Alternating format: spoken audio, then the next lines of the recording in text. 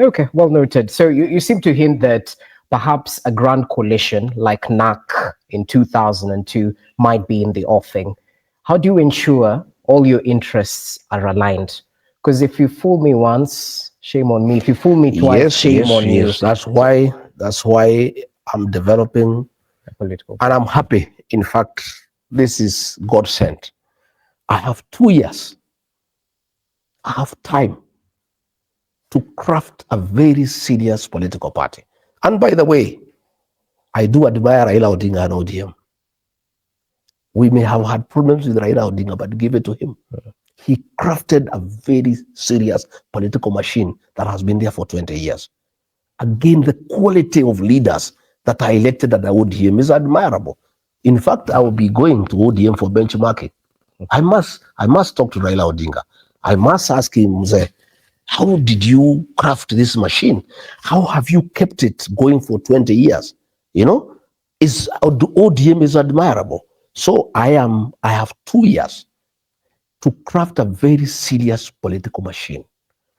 I'll make sure that in whatever coalition we go with whoever, our interests are well anchored through a watertight agreement so that again nobody will ever deceive us. Okay. We are all feeling very foolish as a people.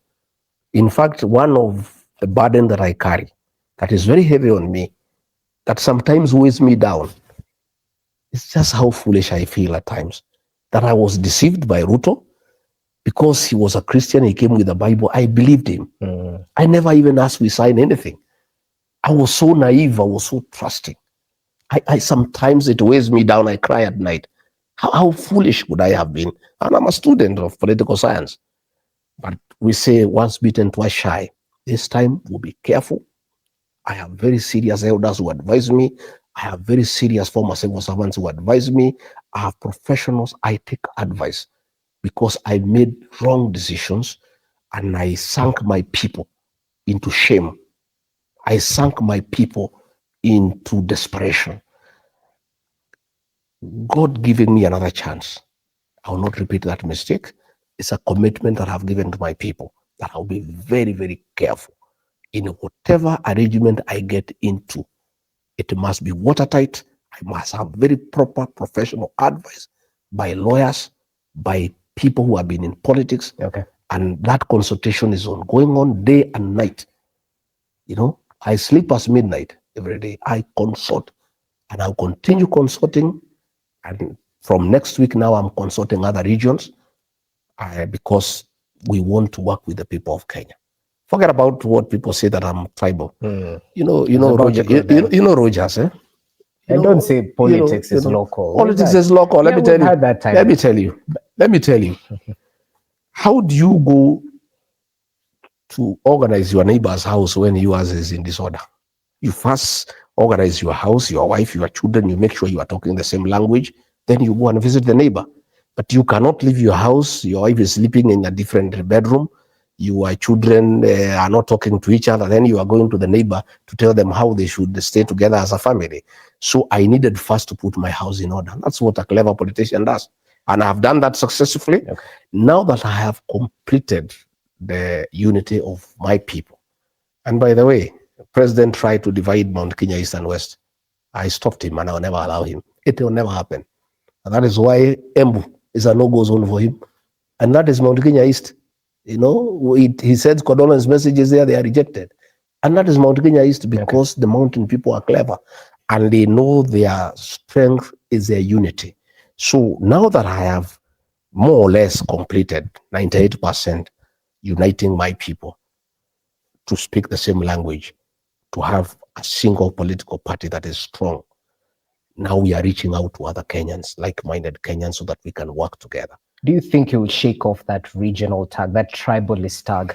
Because I don't need to shake it because it's not a bad tag. It's an identity. I'm Kikuyu, so but I did not apply to be born a Kikuyu. I did not apply to be born a Kikuyu. There is no crime I've committed by being Kikuyu. And there's no crime I'll commit by loving my people. There's no crime I'll commit by asking our people that we be united, because that's what all other people are doing. But it is only bad when it's done by the mountaineers. But when the Western people come together, that is regional integration. But to those who question your ability to rise above regional politics, to lead a country from a national point of view, not a regional point of view, well, what do you tell them? Rogers, I want to ask you, when I called a press conference in Mombasa to divert the Gen Z when William Ruto and the government were killing them, those Gen Z, were they Kikuyu? They were the children of Kenya. That is nationalism. When I was deputy president, I made sure that people of northeastern Kenya, nobody died from hunger. I have been to Mandera, to Wajir, to Garissa, distributing food, making sure the people of those regions are secure. When I defend the payslip holders, you know the payslip holders, their payslips have been impeached by William Ruto. They are very helpless. Their purchasing power has been eroded, and that is why the economy is crumbling. Because when you erode the payslip, that's the middle class, you diminish their purchasing power, then nothing goes on. There's no money in circulation. And I am saying we must form a government to rescue the payslip. We must dignify the payslip. And when we form the new government, one of the things that we must do, and whoever wants to be in coalition with me and my people, one of the things we must agree is that we must do away with housing levy, because it's not the business of government to build houses. It's the business of government to build roads, to provide water, electricity connectivity, to make sure there is a good working health system, to ensure people have security. That's the work of government. So these are some of the things we are going to do. So when I talk about the payslip holders, are those Kikuyus?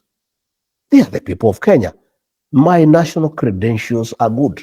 It is only that President William Ruto has tried to create a narrative to kill my brand by branding me as tribal. Yet when I was supporting him, when I was mobilizing the Gema nation to support him, he used to call me all sorts of good names. He was fond of me. He would say how good I am, how people-centered I am. It's only when we don't agree, he says I'm a tribalist. This tribal tag that people try to put to me is a creation of William Ruto. Just the way he convinced us that Raila is a witch doctor. He's a lot of poverty. Now that they are with Raila, he has now zeroed in on Rigathi Gachagua as a tribalist. He says I'm primitive, I'm retrogressive, I'm incompetent. He's very good with words, and he's very persuasive. He's very abusive. You remember the abuses he gave against William Ruto. Those are the same now abuses he is targeting me. Every election, he must have a target. Last election, the object of hatred created by William Ruto was Raila Odinga. He's a witch doctor. He doesn't go to church. He is the Lord of poverty. He is clueless. He has no plan. Now, this coming election of 2027, the whole game plan is Rigathi Gachagua. He's a tribalist, who ni mtu wa shares, huyu wa nini. But people are also very intelligent. People are very intelligent. Okay. And they know now what they can trust and what they cannot trust. You can fool some people sometime, but not all the people. But you cannot fool all the people all the time. People have known William Ruto now. Okay. He's been unmasked. Those insults he gives against people, nobody now can believe him, because he's the one who told us Raila is a witch doctor. Today, 2 years down the line, he's saying Raila is the best man in Africa. So whatever he says now has no value. If in unfortunate event, God forbid, I went back to William Ruto and we patched up, he would now say Rigathi Gachagua is a nationalist. And now he's saying today I'm tribal. I am not tribal. That is a tag that William Ruto has tried to put on me. And in the fullness of time, the people of Kenya will know who Rigathi Gachagua is. They will know what I believe in. And many people, by the way, believe me because I'm truthful.